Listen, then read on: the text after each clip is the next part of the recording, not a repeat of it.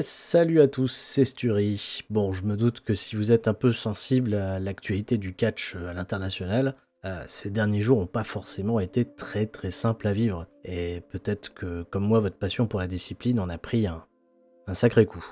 Ce que je m'apprête à vous dire, j'aurais bien pu l'écrire, mais je préfère m'exprimer à voix haute pour aborder un problème sérieux qui gangrène la profession depuis, j'ai presque envie de dire, toujours. Les abus et les harcèlements moraux, physiques et sexuels dans le catch. Alors dans cette déclaration, je vais pas faire d'investigation, je préfère être clair, je suis pas journaliste, je suis pas la justice, je suis juste sur YouTube depuis 5 années à peu près et je fréquente le milieu du catch français depuis environ 13 ans. Une expérience qui m'a certes rempli de joie de très nombreux moments, qui m'a permis de rencontrer des personnes fantastiques, mais qui m'a aussi amené mon grand lot de déceptions. Mon but n'est pas de tirer sur l'ambulance, mais plus de lever la tête, prendre conscience que tout n'est pas rose dans cette industrie qui pourtant me passionne depuis mon plus jeune âge. Et pour comprendre ce qui se passe, je vais tenter de vous résumer brièvement l'affaire, et vous m'excuserez de ne pas avoir la force de vous couvrir tout ça, car à l'heure où je vous parle, tout est toujours en train d'évoluer. Le circuit britannique va subir une très importante transformation, et le mouvement est en train de s'étendre vers NXT UK, NXT, AEW ou même WWE. Je comprends également que parmi tous ces témoignages, il va être très dur pour chacun d'entre nous de croire tout ce qui nous a été rapporté. Qu'ils contiennent des preuves ou non, rien ne nous y oblige et nous n'aurons pas le même niveau de sensibilité vis-à-vis des événements. Ainsi, vous l'aurez compris, la parole se libère parmi les fans, les catcheurs et surtout les catcheuses au sujet des comportements que j'ose, à titre personnel, qualifier d'abjects, qu'ont certaines personnes du milieu pourtant très estimées. Certaines promotions de catch sont déjà en train de prendre des mesures préventives, et les autorités légales ont également été alertées. Aussi et avant toute chose, je demanderai dans l'espace commentaire de cette vidéo de vous montrer courtois, de n'insulter personne, que ce soit les accusés ou les témoignants, et pour autant de ne pas minimiser les propos des victimes, par respect pour ce qu'elles ont vécu. Et je vous annonce déjà que suite à cette vidéo, je ne me sens absolument pas la force de vous couvrir l'actualité catchesque cette semaine dans 3CFM. Bien, pour aller dans les faits, depuis ce mercredi 17 juin 2020 en soirée, une fan américaine nommée Victoria fait part de sa relation houleuse avec le catcheur indépendant David Starr. Elle y indique que l'égérie du mouvement We the Independent aurait régulièrement abusé d'elle, mentalement et sexuellement. Malgré des années tenues à l'écart de David Starr, elle a reçu bon nombre de témoignages récents d'autres relations du catcheur, tout aussi similaires à sa propre expérience, et n'hésitant pas à lui parler de manipulation ou même de viol. Malgré la réponse et la défense de David Starr reconnaissant certaines de ses fautes, sauf celle d'être un violeur, Over the Top Wrestling en Irlande et TNT Extreme Wrestling en Angleterre ont rapidement suspendu les championnats que détenait David Starr, tout comme d'autres promotions ont également banni le catcheur de leur carte afin d'assurer un espace plus sain pour leurs fans. Le mouvement We the Independent a également exclu David Starr de leur organisation. À titre personnel, vous comprendrez que c'est un coup terrible vu l'implication de David Starr pour la défense du catch indépendant, et son talent créatif immense qui en faisait certainement l'un des meilleurs catcheurs de la planète. Cependant, d'autres témoignages ont suivi, que ce soit des fans qui ont été abusés par des catcheurs, mais surtout des catcheuses du circuit britannique ayant été manipulés et abusés dans leur relation avec d'autres catcheurs. Je ne ferai pas ici état de tout ce qui a été dit ou retranscrit.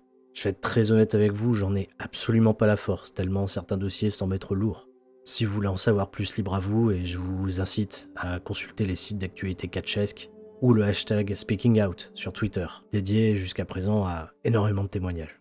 Depuis que la parole se libère, sachez juste qu'une liste de plus de 70 noms circule, et ce suite à des témoignages en provenance du monde entier.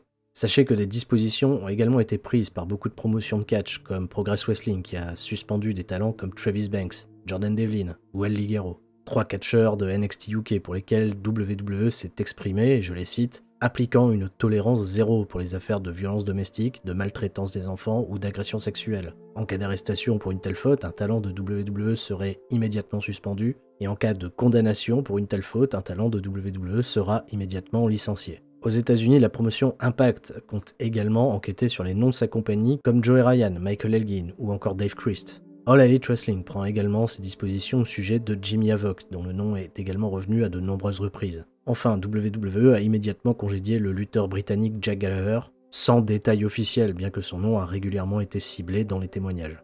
Matt Riddle ou encore le Velveteen Dream ont également été lourdement accusés pour des abus similaires.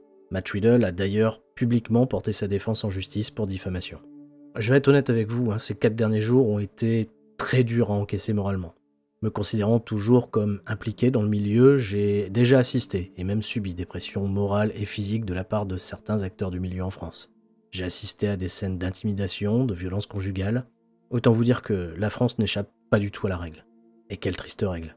C'est pour ces raisons que je minimiserai pas du tout la parole des personnes courageuses qui témoignent, hommes et femmes, qu'elles soient dans le business ou pas du tout.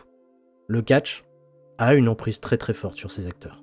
Nous avons trop souvent pris pour acceptables des actes et des comportements que je qualifierais d'odieux, dans le but de protéger nos places ou les secrets de l'industrie. Et les témoignages récents ne sont certainement qu'une partie de la gangrène dont la profession est victime. Nous devons prendre également conscience que l'enseignement dans les écoles de catch devra se montrer bien plus rigide à ce niveau, et que les formateurs devront se montrer exemplaires dans leurs paroles ainsi que dans leurs actions. J'ai bien conscience que ce problème ne concerne pas que le catch, et que d'autres domaines, artistiques ou non, sont également touchés par ça.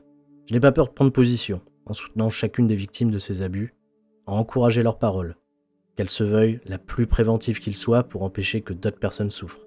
Je souhaite également que la justice puisse être rendue pour légitimer ces actions, mais je souhaite aussi que les accusés puissent y trouver une certaine rédemption.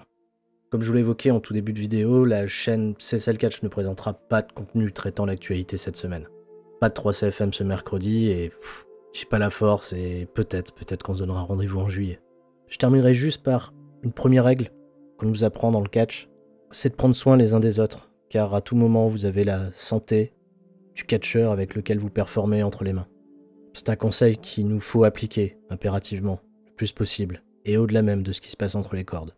Prenons soin les uns des autres, soyons bons les uns pour les autres. Je vous remercie de votre écoute, et je vous souhaite à très vite pour d'autres programmes. C'était Sturi. Ciao, bye bye.